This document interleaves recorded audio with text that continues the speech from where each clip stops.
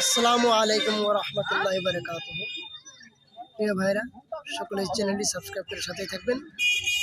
তো যাই হোক, যারা বেমারে ভুগতেছেন, যারা হয়তো চেন্নাই, বেলুর, মাদ্রাস তো ঘুরে আসছেন, বেমার ভালো হচ্ছে না, কোনো দাওয়াই ভালো হচ্ছে না, তাহলে আমি আপনাদেরকে একটি আমল দেবো। সেই আমলটি করবেন, ইনশাআল্লাহ আল্লাহ তাআলার রহমতে আপনি শেফা পাবেন। সেই আমলটি হলো কোরআন পাক থেকে ফজরের নামাজের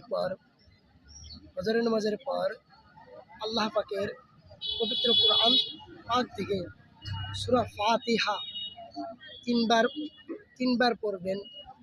আর ওই পানিতে, এক গ্লাস পানিতে ফু দিবেন, তার সাথে দুরূদ শরীফ পাঠ করে ফু দিবেন।